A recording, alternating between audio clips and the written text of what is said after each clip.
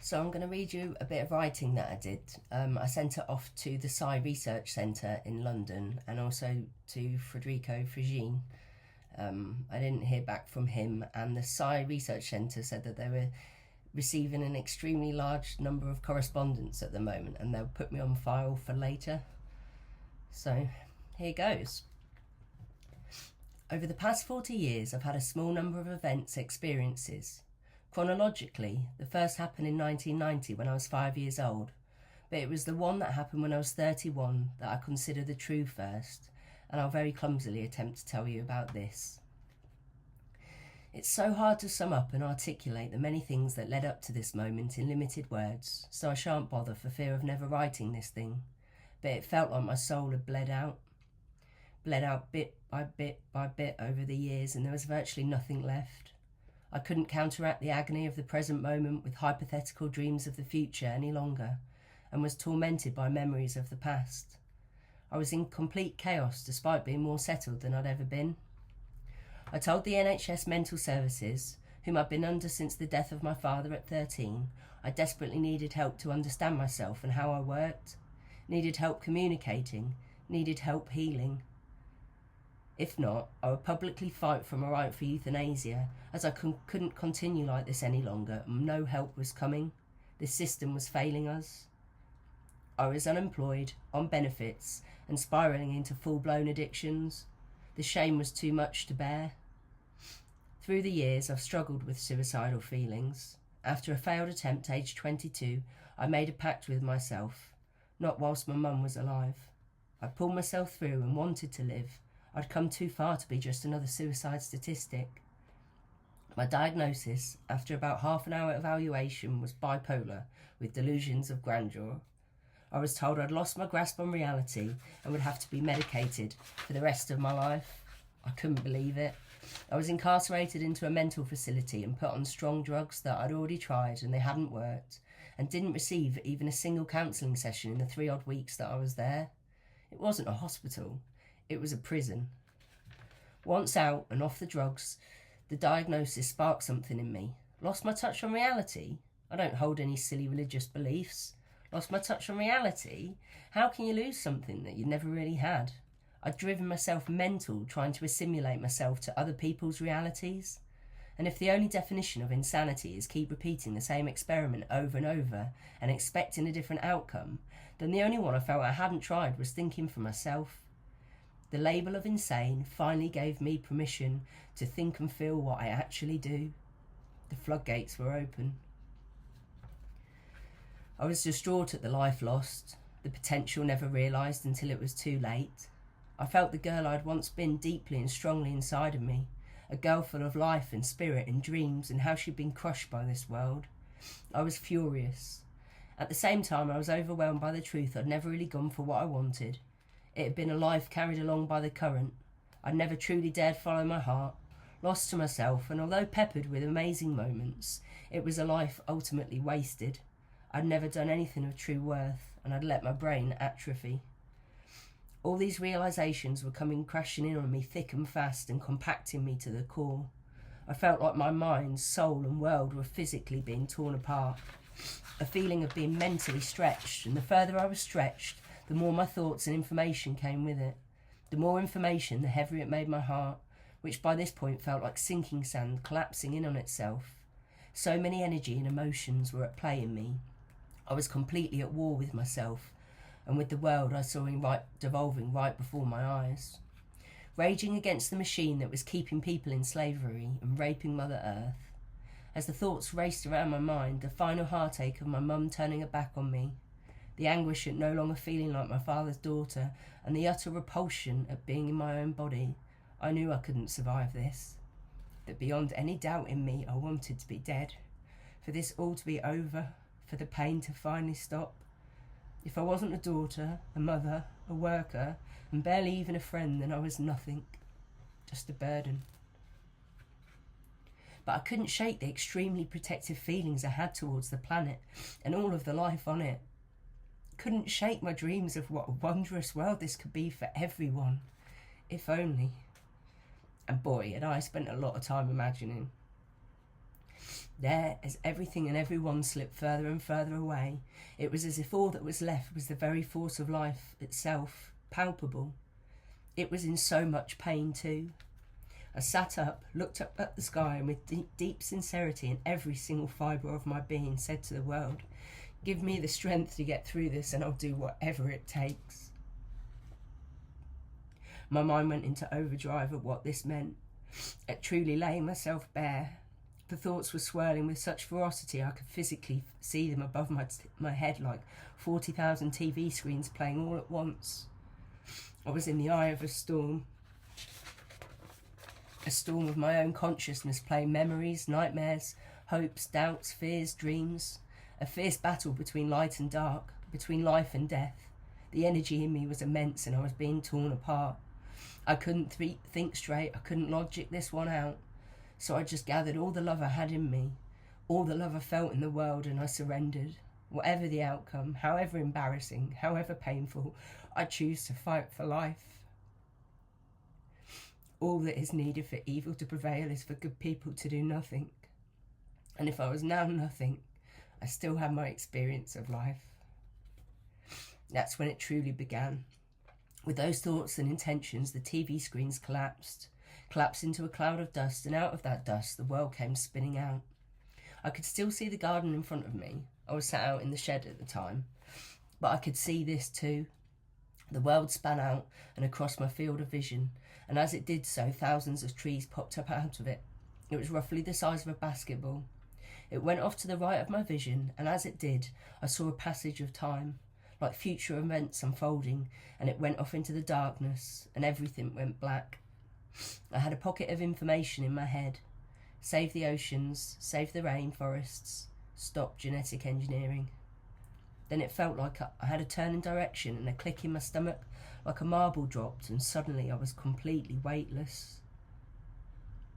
There in the darkness, without gravity, a point of light appeared from what seemed like the base of my spine, but it's hard to say because there was so much interior in me. I was cavernous. It rose up and up until the whole of me was filled with this scintillating white light. It was so bright, but it wasn't harsh. It was beautiful. A little time passed, and then I had a shroud of blackness around my head, and I felt extreme pressure and motion. I felt like I was going to explode. The volume and energy in me was just too much to take, and I remember thinking, this is it? I'm dying? Am I having a brain aneurysm? Then a tiny trapdoor at the top of my head opened up. My essence, or whatever you'd call it, started to spill out into the void, and I felt pure, unbridled love. I just detonated.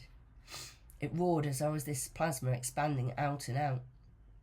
It still takes my breath away to this day to think about the distance that I travelled in those first few moments.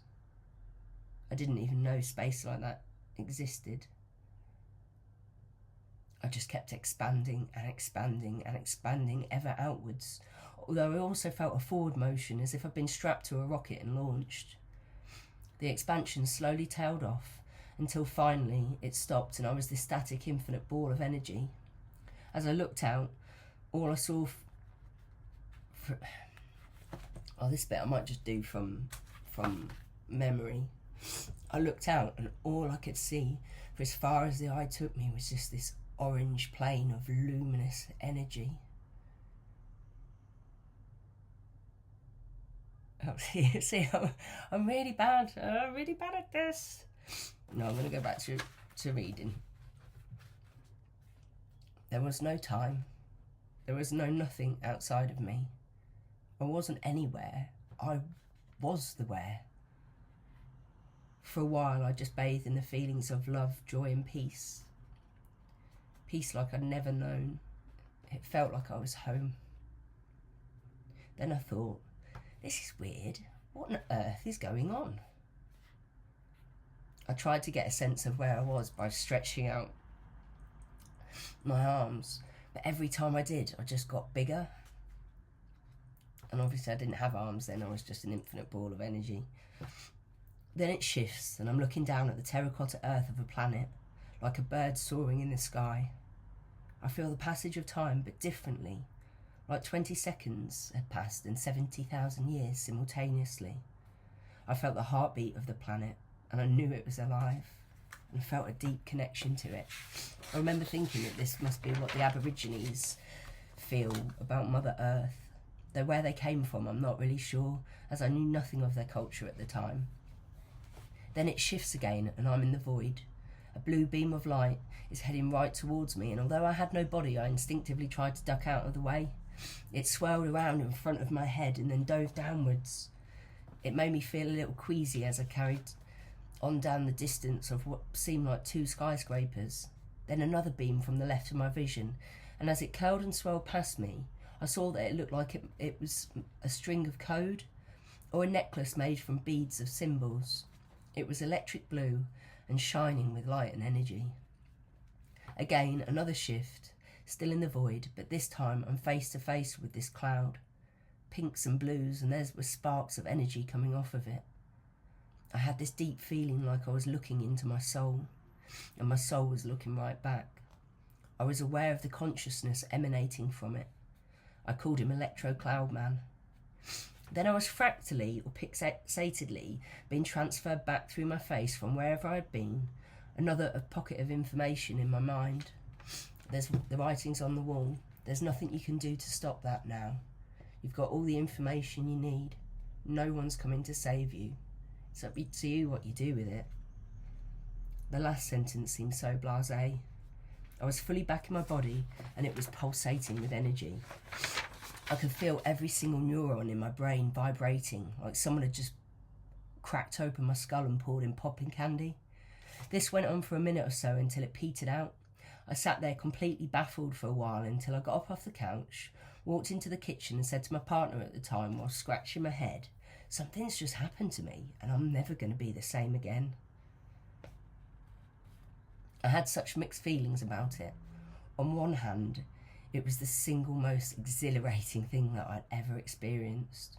On the other, here I was, trying to fight to prove I wasn't crazy. It was society, and something beyond comprehension had happened to me. I felt cheated by life. How was I ever going to make sense of this? I said it was like having a black hole in my heart and a big bang in my head. At the time, it was obviously just meant as an analogy, a way to describe the extremity with which I felt the sinking force in my heart, the beyond conceivability with which my mind expanded. Then I watched a video interpretation months later of the Big Bang, and it matched.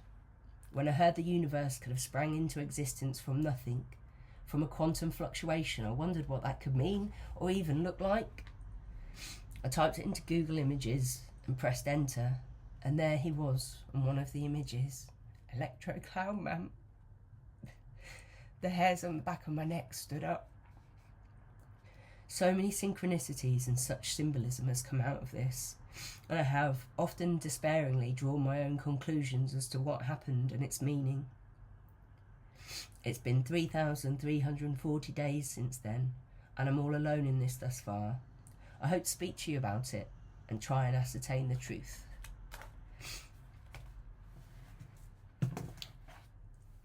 I hadn't planned this far ahead. Don't know what to do now. Yeah, so I mean, this doesn't even really begin to cover it, but it's the best that I can do right now.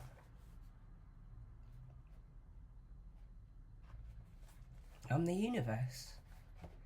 I'm the Son of God, the Star of David, the Ouroboros grabbing a tail.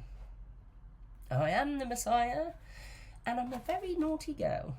No, not really. A little bit sometimes. I